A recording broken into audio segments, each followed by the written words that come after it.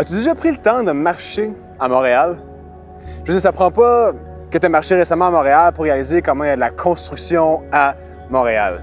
Surtout à côté de chez nous, ça n'arrête pas la construction de gauche et à droite. Mais ce que j'aime faire quelquefois, c'est de prendre le temps de regarder le chantier de construction et d'analyser tous les différents éléments qui sont présents.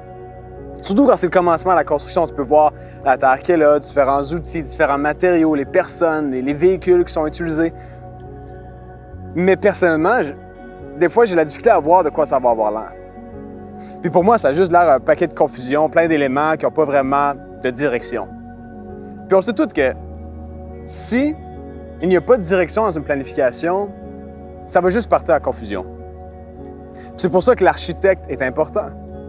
Que si on a un architecte qui au début a cette vision, il est capable de prendre les éléments qui sont présents sur le chantier et par la suite, il emmène à ce que tout s'aligne pour être capable d'accomplir ce pourquoi ils sont rassemblés, de pourquoi les éléments sont présents. Là, tu te demandes pourquoi je parle d'architecture, de construction lorsqu'on parle de la paix durant cette série-là. Je parle de ça parce que souvent on parle de la paix intérieure, mais est-ce que Dieu désire aussi qu'on ait une paix extérieure? Et s'il désire qu'on ait la paix extérieure, qu'est-ce que ça veut dire pour toi et moi? Et comme je mentionnais, je crois que la paix que Dieu a pour nous est plus complète. Et que l'une des définitions de la paix, qu'on va discuter davantage aujourd'hui, c'est ça ici. Ça dit la paix dans son sens le plus large est l'état normal de toute chose, l'état sain des choses externes qui correspond à la volonté de Dieu. En d'autres mots, c'est lorsque les choses de ce monde s'alignent en conséquence de la volonté de Dieu, là se trouve la paix, shalom.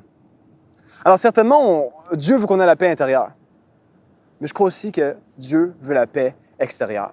Je crois que dans le plan de Dieu, il veut emmener la restauration de ce monde. Dieu veut faire que son royaume soit sur la terre, que sa volonté soit faite sur la terre comme elle est faite au ciel. Alors certainement, Dieu désire avoir la paix extérieure aussi. C'est pour ça que je crois que Dieu est le plus grand architecte.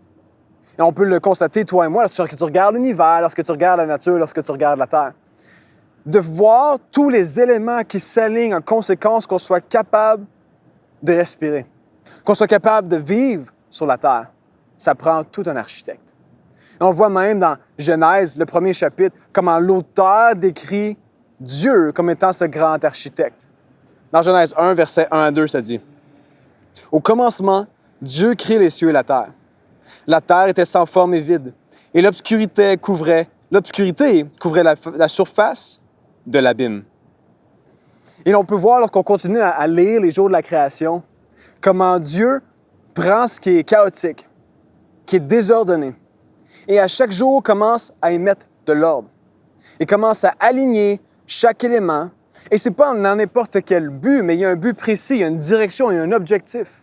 Et on peut voir, lorsque tu regardes l'évolution de tout, que finalement, c'est pour que l'être humain, pour que Adam et Ève puissent vivre dans le jardin d'Éden, où ce que l'être humain et Dieu coexistent ensemble dans la présence de Dieu, où ce qu'il y a le shalom, là où ce qu'il y a la paix de Dieu. Et on sait tous comment l'histoire continue. Finalement, Adam et Ève décident de se dire, tu sais quoi, on pense qu'on peut être un meilleur architecte. Alors, ils décident de dire qu'ils vont décider par eux-mêmes du bien et du mal. Et ainsi, ils sortent du jardin d'Éden, ils sortent de la présence de Dieu, ils sortent du shalom. Et là, peut-être tu te poses la question, pourquoi Adam et Ève décideraient de sortir de la paix de Dieu? Pourquoi ils voudraient prendre leur propre tête et sortir de ce que nous, toi et moi, cherchons? Je suis honnête avec toi, je pense que je le fais à tous les jours. Et peut-être que toi aussi, tu le fais.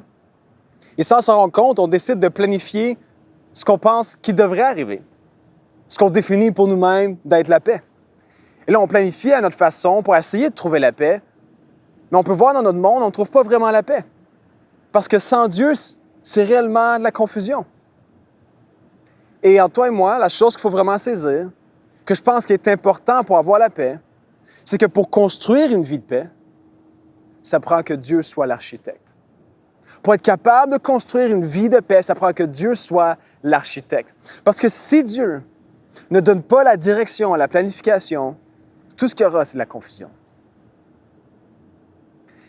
Et maintenant, ce que j'aimerais parler avec toi, c'est une situation dans la parole qui est dans 1 Corinthiens, chapitre 14. Et tu vois, c'est une situation où Paul parle à l'Église de Corinthe. Il semble entendre des échos du fait que l'Église de Corinthe est un peu désordonnée. Il n'y a pas d'ordre, et il décrit ça comme ayant pas de paix. Alors, on l'a avec moi, lisons ensemble 1 Corinthiens, chapitre 14, à partir du verset 26. Ça dit: « Que faut-il en conclure, frères et sœurs? Lorsque vous réunissez, l'un de vous peut chanter un cantique, un autre apporter un enseignement, un autre une révélation, un autre message en langue inconnue, un autre encore l'interprétation de ce message. Que tout cela soit constructif pour l'Église. » Alors, Paul envoie cette lettre à l'Église de Corinthe et leur dit: arrêtez tout le monde de juste faire à votre propre tête. Tout le monde décide de faire ce qu'eux pensent qui est bon pour l'Église, commence de parler. Là, ça fait juste être cacophonique, dans le fond, un grand désordre. Puis ce qu'il leur dit, c'est pas constructif. Parce qu'il n'y a pas d'ordre. Ils ne sont pas alignés en conséquence de pourquoi ils sont créés. Je ne sais pas si tu as acheté récemment, ou peut-être pas récemment, mais déjà un meuble IKEA. Je veux le dire parce que pour moi, c'est assez proche que j'ai dû acheter un meuble IKEA. Quand, il y a presque un an, on a déménagé, moi et ma femme, dans notre appartement à Griffintown. Lorsqu'on a déménagé, là, on a été à IKEA, on a acheté différents meubles. Et tu as déjà vécu l'expérience où tu ouvres la boîte et là, tu mets tous les éléments qui sont présents dans la boîte. Tu le mets sur le sol. Et je t'avoue qu'à premier coup d'œil, tu le regardes, tu fais comme « OK, j'ai acheté un meuble et je ne suis pas trop sûr qu'est-ce que ça va donner, mais je vais y essayer. » Alors, je me souviens déjà avoir essayé de monter un meuble juste à ma façon, d'avoir mon guide, de ce que je pensais qui serait bien. Alors, je commence à mettre les choses ensemble. Et là, lorsque le meuble est bâti, ça prend peut-être 3 jours. Que là, j'utilise ce pourquoi le meuble a été créé, sa fonction, là, que j'avais besoin, un meuble de chevet, ou que ce soit une chaise, ou peu importe. Je l'essaye, le meuble de chevet, et là, j'ouvre le tiroir, et là, je réalise qu'il est lousse. Je réalise qu'il manque quelque chose. Je réalise qu'il y a un élément qui n'est pas présent. Et finalement, hein, qu'est-ce qui arrive? C'est qu'à cause j'ai essayé de faire à ma tête, chose que je pensais qui serait bien, le meuble, les éléments qui sont là ne sont pas tous alignés. Surtout quand je réalise que là, si je regarde de côté, il y a encore des éléments qui ne sont pas présents dans ma construction. Et là, je me dis, il y a sûrement un bout que j'ai manqué. Là. Mais lorsque je prends le temps de regarder le livre d'instructions, lorsque je prends le temps de regarder le plan de celui qui a créé ce meuble, de celui qui a planifié à ce que toutes les choses, qui a donné la direction, à ce que tous les éléments puissent s'aligner ensemble pour accomplir leur objectif, c'est là que je suis capable de bénéficier réellement du meuble. C'est là que le meuble, tous les éléments s'assemblent ensemble pour que finalement ça puisse fonctionner comme c'est appelé à fonctionner. Shalom. Là où la paix de Dieu peut régner. Lorsque les choses de ce monde s'alignent selon la volonté de Dieu. Et là, il parle ici de l'Église, il leur dit, au lieu de faire à notre tête, de gauche à droite, et de faire sur ce qu'on pense qui est mieux, pourquoi pas s'aligner en conséquence de pourquoi l'Église est appelée. Et c'est pour ça, lorsqu'on continue à regarder dans le passage, à partir du verset 27, ça dit, « Si l'on se met à parler en langue inconnue, que 2 ou 3 personnes ou plus le fassent, chacun à son tour, et que quelqu'un interprète ce qu'elles disent. S'il ne se trouve personne pour les interpréter, que chacun d'eux renonce alors à s'exprimer à haute voix dans l'assemblée, qu'il parle seulement à lui-même et à Dieu. Quant à ceux qui reçoivent des messages reçus de Dieu, que 2 ou 3 prennent la parole et que les autres jugent ce qu'ils disent. Mais si une autre personne présente reçoit une révélation de Dieu, que celui qui parle s'interrompe. Vous pouvez tout donner, l'un après l'autre, des messages reçus de Dieu, afin que tous soient instruits et encouragés. Que ceux qui transmettent de tels messages restent maîtres du don qu'il leur est accordé. Et le verset 33, « Car Dieu n'est pas un Dieu qui suscite le désordre, mais qui crée la paix. » Alors, on voit ici que Dieu donne des directives à l'Église pour dire « Arrêtez le désordre, arrêtez cette atmosphère cacophonique de confusion, qu'on s'aligne ensemble, qu'on mette de l'ordre pour qu'on puisse, en d'autres mots, refléter le caractère de Dieu dans l'Église. Alors, il y a quelque chose de théologique qui est important de saisir, c'est que le caractère du Dieu que tu sers se reflète par le caractère de ton adoration. Le caractère du Dieu que l'on sert se reflète par le caractère de notre adoration, de notre vie. Alors, on peut voir comment Paul est concerné pour ça. Et c'est pour ça qu'il emmène cette rectification, cette direction, parce qu'il veut s'assurer que le monde sache que Dieu n'est pas un Dieu de désordre. Et il n'est ni la source du désordre.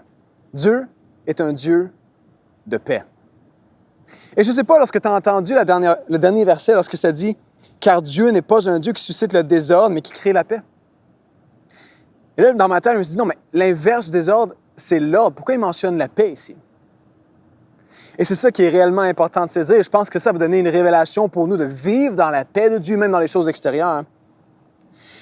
C'est que là où Dieu est représenté, lorsque les choses s'alignent en conséquence de pourquoi elles sont appelées à être selon la bonne et parfaite volonté de Dieu, lorsque ça s'aligne ensemble, ça se met en position de réception pour vivre dans la paix de Dieu. Parce que lorsque Dieu est honoré, là où Dieu est honoré, là Dieu est invité, là la présence de Dieu est, là la paix est. Et nous savons, là où Dieu est, là se trouve la paix. Là où Dieu est honoré, là il a la place d'emmener sa présence, où ce que la paix de Dieu peut y résider. Et comme tu as pu constater, c'est pas seulement une question de paix intérieure. Il n'est pas en train de dire simplement à l'Église, soyez dans la paix à l'intérieur de vous. Il est en train de dire, tous, alignons-nous en conséquence à ce que Dieu puisse être reflété à travers nous. Qu'en tant qu'Église, on puisse saisir l'appel de pourquoi on existe.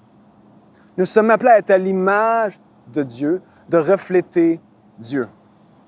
Et comment est-ce qu'il peut savoir le caractère de Dieu? Par la révélation de Jésus-Christ.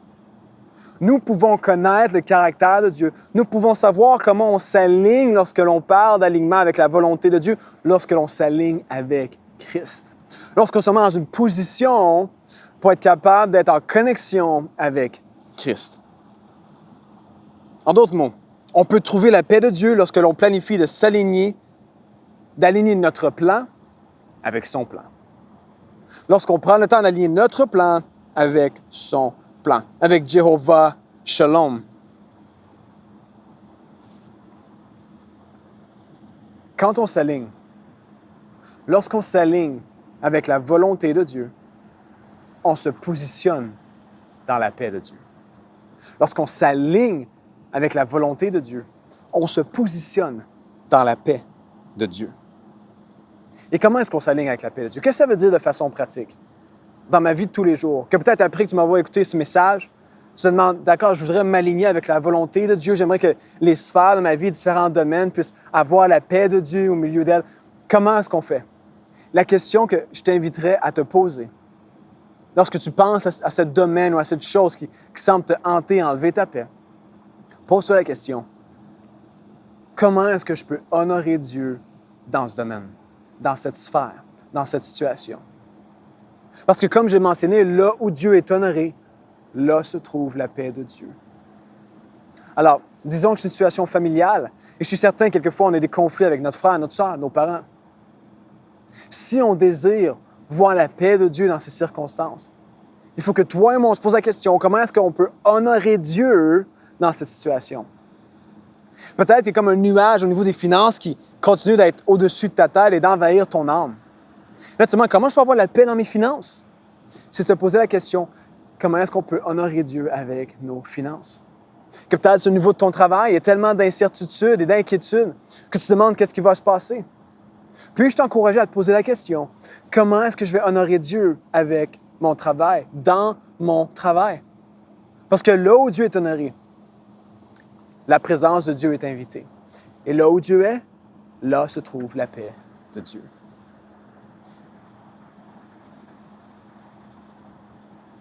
Quelles sont tes priorités? C'est quoi tes priorités? Ça me fait penser un peu que lorsqu'on planifie notre vie, on parle de planification, on parle de s'organiser, on parle de construction, d'architecture. Et je sais que lorsqu'on planifie notre temps, on le planifie en conséquence de nos priorités. Même si tu le sais d'une façon claire ou tu ne le sais pas, tout le monde vit selon des priorités, ce qu'ils valorisent le plus. Et je sais qu'à l'Église, on parle des priorités ainsi. On va dire, premièrement, on va mettre Dieu. Par la suite, moi, famille, ministère, travail. Hein? Et ça nous permet, à travers ces priorités-là, de se dire, parfait, comment je vais faire la gestion de mon temps? Comment je vais regarder mon agenda pour planifier et savoir quoi dire oui et quoi dire non? Et c'est ainsi qu'on sait comment j'essaie d'honorer Dieu. Et malgré que je pense qu'il y a une bonne intention dans sa description, je pense que certains d'entre nous, on a fait une mauvaise interprétation ou peut-être une mauvaise application des priorités. Parce que je peux déjà imaginer des personnes, qu'est-ce qu'on fait quelquefois, c'est on va dire, OK, parfait, Dieu en premier, je vais mettre Dieu sur le top de la liste de mon horaire, dans mon temps de prière, méditation, je vais prier Dieu. Et là, par la suite, check. La tâche de Dieu est faite. Cette section de mes priorités est accomplie. Maintenant, je vais focaliser sur moi, après sur ma famille, après sur le ministère, après sur le travail. Et là, c'est comme si Dieu était juste la tâche du matin. Et que par la suite, nous devions s'arranger à savoir quoi faire avec le reste. Selon nos idées de comment faire nos priorités. Mais si toi et moi, on désire avoir la paix de Dieu, si on désire vivre ce shalom dans chaque sphère de notre vie, dans chaque domaine, pour que ça s'aligne en conséquence de sa volonté, il ne faut pas que ce soit juste Dieu, moi, famille, ministère, travail. Il faut que Dieu redevienne l'architecte de notre vie. Il faut que ce soit Dieu et moi, que ce soit Dieu, famille, Dieu, ministère, Dieu, travail, Dieu, finance, Dieu, temps, Dieu, relation, Dieu, mariage. Et si Dieu fait partie de chacune de ces choses, c'est ainsi que nous avons la possibilité, toi et moi, de vivre la paix de Dieu. C'est là qu'on est capable d'aligner tout en conséquence à ce que Dieu puisse régner comme l'architecte, qu'il puisse guider chacune de ces sphères pour que l'on puisse voir sa gloire et vivre dans sa paix. Parce que quand on s'aligne avec la volonté de Dieu, on se positionne dans la paix de Dieu. Et là, on peut se poser la question. Right, Ben, mais ça veut dire que du moment que j'aligne et que j'honore Dieu, tout va se passer parfaitement. Tout va se faire selon sa bonne et parfaite volonté. Tout va être réglé, il n'y aura plus de problème. Non. C'est pas qu'il n'y aura plus de problème.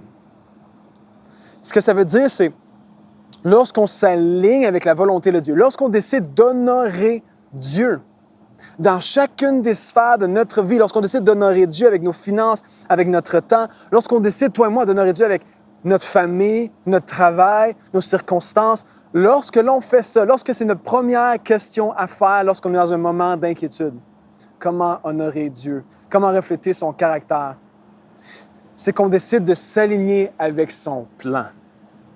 On décide de s'aligner avec son désir d'emmener la restauration dans ce monde, de finalement que son royaume vienne sur la terre comme au ciel, que sa volonté soit faite. Et d'ainsi, nous sommes encouragés parce que nous savons que ce que Dieu a commencé, écoute-moi bien, que ce que Dieu a commencé, Dieu est fidèle de le terminer. Que ce qu'on décide d'honorer Dieu avec, c'est comme si nous décidons de lui faire confiance et de dire « Seigneur, prends contrôle de mes circonstances. » Et nous savons que ce qui est dans les mains de Dieu, Dieu prend contrôle et nous pouvons être dans sa paix. Nous pouvons vivre la paix chez l'homme et avoir confiance que lorsque Dieu est en train de terminer son œuvre, que pendant que Dieu est en train d'accomplir sa volonté, nous savons que nous sommes alignés pour avoir la victoire. Nous sommes alignés pour recevoir. Nous sommes alignés pour recevoir la guérison. Nous sommes alignés pour recevoir la libération. Parce qu'on a décidé, toi et moi, d'honorer Dieu dans cette sphère. D'honorer Dieu dans nos circonstances. Parce qu'on réalise que lorsque Christ est l'architecte, lorsque Dieu est l'architecte, c'est qu'on a cette vérité à l'intérieur de nous qui nous dit qu'on ne peut pas construire une vie de paix si Dieu n'est pas l'architecte, si Dieu n'est pas celui qui nous guide, qui nous donne la direction, si Dieu n'est pas le centre de notre attention, si Christ n'est pas le guide dans chacune de ces sphères pour qu'on puisse l'honorer, le représenter. Dans le fond, on veut vivre dans le royaume de Dieu. Vivre dans le royaume de Dieu, marcher, de suivre l'exemple de notre Sauveur et Seigneur Jésus-Christ, de regarder à sa vie, à sa mort et à sa résurrection. Et que la bonne nouvelle qu'il a enseignée, que la bonne nouvelle qu'il a proclamée, que Dieu planifie restaurer ce monde pour que finalement, l'être humain comme au commencement et Dieu puissent coexister ensemble dans sa présence shalom, que ça puisse se passer ici sur terre, pour que toi et moi puissions vivre cette relation avec Dieu, le Père. Il y a un verset que je trouve intéressant qui résume cette situation très bien, qui résume ce fait de faire confiance à Dieu et de continuer à simplement l'honorer dans chacune des sphères de nos vies, pour qu'on trouve cette paix. C'est dans 1 Thessaloniciens 5, versets 23-24. Ça dit que Dieu, la source de la paix, Jéhovah Shalom, fasse que vous soyez totalement à lui, dévoués à lui, alignés à sa volonté, qu'il garde votre être entier, l'esprit, l'âme et le corps, irréprochable pour le jour où viendra notre Seigneur Jésus-Christ. Et écoute bien, celui qui vous appelle, celui qui t'appelle, toi et moi, celui qui t'appelle au milieu de tes circonstances, celui qui t'appelle au milieu de ton inquiétude, celui qui t'appelle au milieu de ta détresse, celui qui t'appelle lorsque ta famille est brisée, celui qui t'appelle là où tu es, est fidèle. C'est lui, écoute bien, qui accomplira cela. Alors là se trouve la paix de Dieu. Là, nous sommes capables d'avoir cet alignement parce que nous savons que ce ne sera pas à nous de l'accomplir, mais que si on s'aligne avec Dieu, si on honore Dieu avec notre vie, dans chacune des sphères dans lesquelles nous avons une certaine influence, nous avons cet alignement avec la paix de Dieu. Parce que lorsqu'on s'aligne selon la volonté de Dieu, on se positionne dans la paix de Dieu. C'est pour cela qu'aujourd'hui, c'est la première fois que tu écoutes ce message. C'est la première fois que tu te connectes. Et tu n'as jamais accepté Jésus dans ta vie comme Seigneur et Sauveur personnel. Et tu réalises que lorsque tu regardes le monde aujourd'hui, c'est rempli de confusion. Et qu'on désire avoir la paix aujourd'hui, mais la vérité qu'on dirait que le monde, on a la difficulté à comprendre, c'est que pour construire une vie de paix, pour avoir un monde de paix, ça prend que Dieu en soit l'architecte. Ça prend qu'on accepte cette réalité que Jésus-Christ, le Fils de Dieu, a été envoyé sur terre, Dieu lui-même, pour vivre, mourir et ressusciter d'entre les morts, pour qu'on ait cette espérance et qu'on puisse voir que le royaume de Dieu puisse être établi sur terre, pour que toi et moi, on puisse être sauvés de nos péchés, que nos péchés soient pardonnés et qu'on puisse participer dans sa volonté, qu'on puisse s'aligner, qu'on puisse lui faire confiance et mettre notre vie entre ses mains, qu'on ait la paix de Dieu. Et c'est pour ça que j'aimerais t'inviter à faire une prière avec moi qui invite le Seigneur Jésus-Christ comme Seigneur et Sauveur personnel de ta vie. Et peut-être aussi, tu te connectes aujourd'hui et tu avais déjà accepté Jésus dans ta vie, mais tu as décidé de t'éloigner de Dieu. Tu as décidé de voir, de faire à ta propre façon des plans ou de chercher la paix à ta façon. Et tu as réalisé que tes plans avaient simplement de la confusion parce que Dieu t'avait appelé précisément à le représenter. Il t'avait appelé pour que tu sois en relation avec lui. Là, aujourd'hui, tu m'écoutes et tu désires retrouver cette relation avec lui, redonner ta vie à lui. C'est pour ça que si c'est toi, j'aimerais que toi et moi, on puisse faire cette prière qui invite le Seigneur Jésus-Christ dans ta vie comme Seigneur et Sauveur personnel. Alors répète cette prière avec moi. Il dit, Jésus, aujourd'hui, je t'accepte comme Seigneur et Sauveur personnel de ma vie. Pardonne mes péchés. J'accepte ta grâce et ta miséricorde envers moi. J'accepte ton sacrifice à la croix et ta résurrection d'entre les morts. Aujourd'hui, je suis un enfant de Dieu. Dans le nom de Jésus. Amen et Amen. Et si c'est toi et tu viens de faire cette prière avec moi pour la première fois, je veux simplement te dire félicitations, c'est la meilleure décision que tu as prise de ta vie. Et c'est pour cela que ce que j'aimerais faire, c'est t'honorer, au nom de l'Église, t'honorer. Et on aimerait ça t'honorer avec un cadeau de notre part. Et ça prend simplement le temps, que tu prennes le temps maintenant d'aller sur notre site web, de cliquer sur « J'ai dit oui à Jésus » et de remplir un formulaire pour qu'on puisse t'envoyer par courriel électronique un cadeau de notre part pour souligner ce nouveau jour que Dieu a créé, qui soit pour toi un sujet de joie. Et aujourd'hui, c'était le deuxième message de la série sur « Puis-je avoir la paix, s'il vous plaît ». On a parlé de comment c'est bon de s'arrêter pour réaliser que Dieu est Dieu et de lui redonner cette place. Et par la suite, on a vu que oui, Dieu désire la paix extérieure, mais ça prend à ce que toi et moi on réalise que pour construire une vie de paix, ça prend que Dieu soit l'architecte. Et que lorsqu'on s'aligne selon sa bonne volonté, on se positionne dans la paix de Dieu. Et si tu désires davantage qu'on puisse développer ensemble sur la paix que Dieu désire pour nous voir comment sa paix est vraiment plus complète qu'on le pense, on se voit à la prochaine. Que Dieu vous bénisse tout le monde. Merci beaucoup, Pasteur Ben, pour ce message rempli de sagesse. Et j'espère que toi aussi à la maison, tu as pu prendre en note les clés pour pouvoir justement garder cette paix tout au long de la semaine. Et pour faire suite, on aimerait vraiment, pour toutes les personnes qui ont dit oui à Jésus aujourd'hui, on aimerait prendre le temps de vous féliciter. À la maison, on vous applaudit et on vous dit bienvenue dans la maison de Dieu, bienvenue à la grande famille qui est MCI. Et pour cela, comme on aime accueillir les gens à MCI, on aimerait t'envoyer un cadeau. Mais avant tout, on aimerait prendre le temps de justement te demander de remplir un formulaire que tu peux trouver sur notre site web ou sur notre application que je suis sûre que tu as déjà téléchargée et ça nous permettra de te faire parvenir ce merveilleux cadeau que nous avons pour toi. Encore une fois, félicitations pour ce pas de foi. Maintenant, je vais laisser place à une vidéo qui va t'expliquer plus en détail comment y parvenir pour remplir ton formulaire.